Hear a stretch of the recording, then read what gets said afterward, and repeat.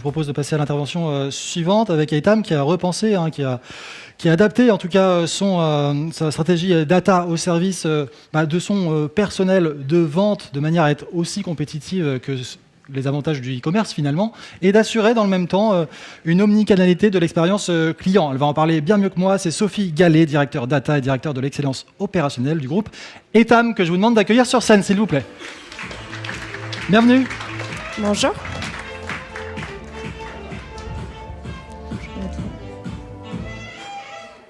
Bonjour à tous. Déjà, désolée pour ma voix, les chauds-froids ont eu raison de moi, donc si j'ai la voix qui déraille un peu, toutes mes excuses. Donc effectivement, aujourd'hui, je vais vous parler d'un cas d'usage data spécifique qu'on a développé chez Eitam.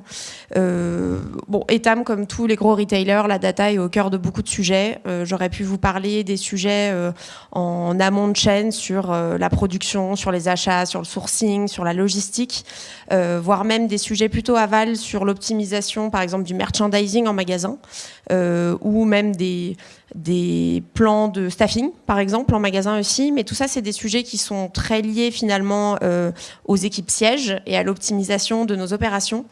Et je me suis dit qu'aujourd'hui, j'allais parler d'un autre sujet qui change un peu et qui est souvent pas le premier abordé par les retailers, qui est la mise à disposition des données auprès du personnel de vente, qu'on appelle donc hôte ou hôtesse de vente chez Eitam.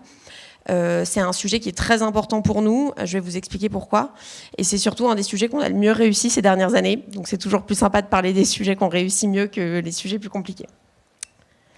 Donc effectivement, pourquoi ce sujet-là En fait, Eitam, je ne sais pas si vous connaissez le groupe, mais c'est le leader de la lingerie en Europe, pas encore dans le monde, mais ça ne serait tardé. Et en fait, ce qui est vraiment au cœur de l'ADN de la marque Eitam, c'est l'accompagnement du client en boutique, le conseil client. Ça fait vraiment partie de l'ADN et de tout l'effort de branding qui est fait par la marque. Et donc, c'était hyper important pour nous d'avoir un cas d'usage data qui est vraiment lié à l'expérience client en magasin et à l'accompagnement des équipes de vente. Il y a, je dirais, 3 raisons qui sont venues nourrir la volonté de faire ce cas d'usage. Le premier point, c'est donc l'ADN de la marque avec le conseil au cœur.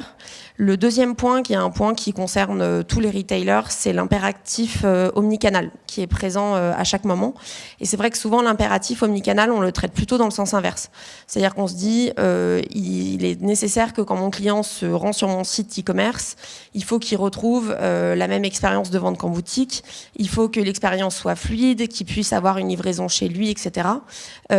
Nous, chez Eitam, il était hyper important pour nous que l'expérience omnicanal marche aussi dans le sens inverse. C'est-à-dire que quand un client a été habitué à Eitam par le e-commerce, que quand il se rend en boutique, finalement, il retrouve le même degré d'interaction qu'avec le site e-commerce, les mêmes capacités de personnalisation dans les interactions, le même conseil, donc finalement la même expérience de bout en bout. Et le dernier point, c'est aussi que in fine, le e-commerce, même s'il n'est pas concurrent de notre business retail, a une avance de fait hyper importante sur l'expérience client. Parce que c'est beaucoup plus facile d'aller pousser de la perso en e-commerce. Il y a beaucoup plus de cas d'usage data-driven qui sont faisables. Et donc finalement, on voyait un décalage progressif de l'expérience client en ligne par rapport à l'expérience client qu'on pouvait proposer en magasin. Et on voulait redonner un avantage compétitif en fait, que représente la data à nos hôtes et hôtesses de vente. Donc c'est toutes ces raisons qui ont fait qu'on a décidé de créer ce qu'on appelle l'app Mag, qui en fait est l'application de clienteling Eitam, qu'on a construit en 100% custom, et qui est devenu et qui est toujours le bras droit un peu data-driven de tous nos hôtes et hôtesses de vente au quotidien. Cette application, elle est connectée à tous les applicatifs de l'entreprise. Donc c'est assez complexe à gérer, mais elle est connectée en direct à l'ERP, à nos bases CRM, à l'e-commerce, au PLM et à toutes les autres bases que vous pouvez imaginer. Et donc elle gère de la donnée en batch et aussi en temps réel, à la fois sur des données produits, données de stock, mais aussi sur toutes les données clients. Donc finalement, au-delà de la partie UX applicative de l'hôte et à laquelle l'hôtesse de vente a accès, c'est un gros challenge technique en termes de gestion de la donnée, que ce soit en remontée ou en redescente en temps réel. En termes de fonctionnalité, cette application, on l'a pensée en 3 grands pans. Le premier pan, c'est les fonctionnalités qui sont les plus évidentes, c'est les fonctionnalités opérationnelles. En fait, cette application de clienteling, avant tout, elle devait permettre d'optimiser l'expérience client en magasin et donc de pouvoir traiter un peu tout ce que le client fait d'habitude en caisse et de manière un peu manuelle avec une hôtesse de vente. Donc cette application, elle permet l'encaissement mobile, bien sûr. Elle permet à l'hôte ou à l'hôtesse de vente de rechercher des références plutôt que d'aller passer des heures en réserve et de lâcher son client. En fait, depuis l'application, elle va pouvoir faire une recherche intelligente, donc pas forcément rechercher la référence XP358, mais aller faire une recherche comme le ferait une cliente sur un site e-commerce. Ça permet aussi d'interroger en direct le stock boutique, le stock des magasins à côté, le stock entrepôt. Donc encore une fois, on maximise le temps qu'on passe avec le client en boutique et on arrête d'aller perdre du temps à rechercher la culotte 35P en taille 38 au fin fond d'une réserve qui n'est pas toujours très bien rangée, malheureusement. Ça permet de passer les commandes et de faire livrer en magasin ou au domicile directement. Ça permet aussi d'avoir des interactions en direct avec des clients qui sont en boutique, en cabine, pardon. La plupart de nos cabines étant connectées aujourd'hui. Donc vraiment, ça devient un bras droit opérationnel de gestion du client au quotidien. Le deuxième type de fonctionnalité, c'est les fonctionnalités clientes qui sont les plus intéressantes à mon sens aujourd'hui, en tout cas en différence par rapport à ce qu'on pouvait faire avant. Là, le but, c'est vraiment d'avoir une expérience omnicanale et de pouvoir compléter, en fait, de proposer une expérience personnalisée et surtout de pouvoir compléter les profils clients grâce aux venues en magasin et grâce aux interactions qui sont souvent très riches avec nos conseillers de vente. Donc finalement, le conseiller de vente, l'hôtesse de vente, elle peut identifier en direct le client grâce à différents indicateurs, numéro de téléphone, peu importe son adresse email. Et là, l'hôtesse va avoir accès à toutes les informations sur le client. Donc forcément les informations CRM de base, mais aussi toutes les transactions, tout ce qui a pu être ajouté en wishlist, en e-commerce, les pages qui ont été vues en e-commerce aussi, s'il y a des pages sur lesquelles les clients ont passé beaucoup de temps. Donc ça permet à l'hôtesse de vente d'avoir tout de suite une vision hyper précise de ce que le ou la cliente d'ailleurs a l'occasion d'acheter ou est en cours d'achat.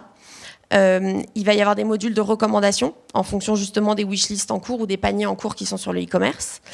Et on va aussi avoir tout un module de prise de taille qui est hyper important pour les clientes plutôt chez Etam. Du coup, pour s'assurer qu'on va recommander en fait à la cliente tout de suite le bon modèle, la bonne taille. Il n'y a rien de plus gênant, surtout sur un sujet aussi intime que des sous-vêtements, d'aller recommander une forme de soutien-gorge qui ne convient pas à une cliente par rapport à sa taille de poitrine ou par rapport à sa morphologie. Donc là, ça nous permet, au-delà d'être bon dans le conseil et donc d'aller vers la transaction plus facilement, d'être aussi dans une démarche où on a moins de risque de brusquer la cliente et donc on va diminuer tous les freins à la conversion pendant le rapport entre l'hôtesse et sa cliente. Et les toutes dernières fonctionnalités qui sont aussi assez rares en fait pour les hôtesses de vente et qui marchent très bien et donc on va continuer à les développer, c'est les fonctionnalités analytics. Donc là en fait notre volonté c'était de pouvoir redonner du pouvoir aux hôtes et hôtesses de vente dans le fait de s'auto-challenger et de suivre leur performance. En fait, très souvent, dans un fonctionnement retail standard, le directeur de boutique, il va avoir accès à son rapport de la semaine, ses performances, que ce soit via un PDF, via un dashboard, peu importe, à vrai dire. Mais il va pouvoir se challenger par rapport aux objectifs qui ont été définis par le directeur de réseau. C'est assez classique, mais très souvent, le vendeur en tant que tel, il n'a pas accès à ses stats. Il ne sait pas vraiment combien, s'il a performé. Il va peut-être le savoir s'il clôture la caisse en fin de journée. Mais en temps réel, il n'est pas capable de voir s'il colle avec les objectifs que son manager lui a donnés. Il n'est pas capable du coup de s'auto-challenger. Il n'est pas capable de voir ce que le reste du réseau fait en parallèle, comment fonctionne la boutique par exemple qui est à, je sais pas, à Paris, il y a un réseau assez large. Donc peut-être la boutique qui est à 400 ou 500 mètres, est-ce qu'elle performe mieux, moins bien ? Et donc, on a vraiment créé un dashboard qui est propre à chaque vendeur, vu que le vendeur s'authentifie et se log sur l'application. Et donc, il peut suivre tout un tas d'indicateurs sur sa performance de la journée. Et ce n'est pas du tout des indicateurs sur lesquels on va l'incentiver en termes de bonus ou en termes de... Il n'y a pas d'incentive vraiment anxiogène, entre guillemets, sur ces indicateurs. C'est vraiment un outil qu'on lui donne.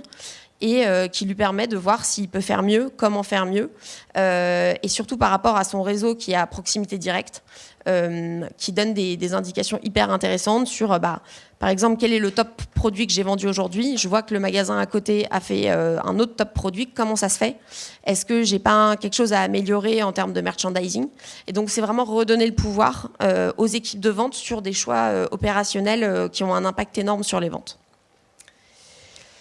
En conclusion, juste pour vous donner quelques éléments en termes de ROI, alors, chez Etam, on n'est pas les stars de l'A/B test, je le reconnais. Donc, on n'a pas énormément de chiffres vraiment fiables. Par contre, déjà, l'application est développée dans 100% du parc.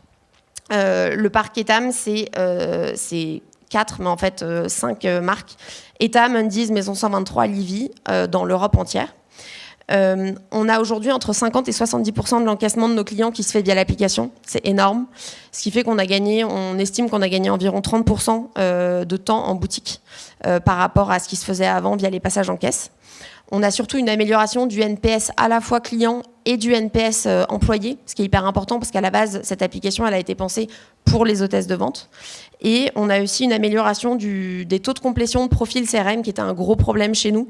On avait très peu d'infos et donc très compliqué d'aller faire des activations CRM poussées et un peu intelligentes. Notamment, on a vu une amélioration sur les opt-in. Parce qu'en fait, prendre les opt-in des clients, ça marche vachement mieux quand il y a un vendeur souriant en face de soi que quand c'est sur un site e-commerce et une case à cocher. Donc ça a été très, très, très utile pour améliorer nos taux d'opt-in et donc la contactabilité de nos clients derrière. Prochaines étapes, hyper rapidement, améliorer le back-end de l'application. Je vous l'ai dit tout à l'heure, il y a de la donnée qui remonte de tout notre parc applicatif, en temps réel ou via batch. C'est donc très lourd comme structure d'application. On l'a fait de manière un peu quick and dirty au début pour tester, pour voir si ça fonctionnait. C'est le problème du quick and dirty, c'est qu'il faut toujours se forcer à garder du temps pour rendre les choses clean. Donc ça, c'est le premier point sur lequel il faut qu'on travaille. Améliorer les fonctionnalités client-centriques et surtout, je vous parlais de l'omnicanalité. C'est très bien d'avoir un front en magasin qui peut faire de la reco, etc. Mais il faut que toute l'intelligence qui est mise dans cette application soit ISO avec celle qu'on va retrouver en e-commerce. Moi, demain, j'ai pas envie qu'une vendeuse recommande le produit parfait pour la cliente. Elle se connecte 30 secondes plus tard sur le e-commerce et on lui recommande, mais alors une couleur différente, un modèle différent, des tailles différentes. Bref, ça, c'est pas possible. Donc, il y a un vrai travail d'alignement sur les produits data et sur les recommandations.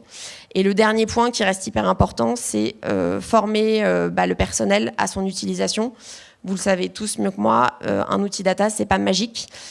Si les équipes métiers sont pas formées à l'utilisation et surtout à la réaction opérationnelle qui doit être prise sur base des inputs data qui leur sont fournis, ça sert à rien. Donc on a encore un gros effort d'embarquement en fait des équipes métiers sur comment bien utiliser, comment mieux utiliser l'outil qu'on leur a mis à disposition. Voilà. Désolée, j'ai un peu dépassé en termes de temps. Merci beaucoup.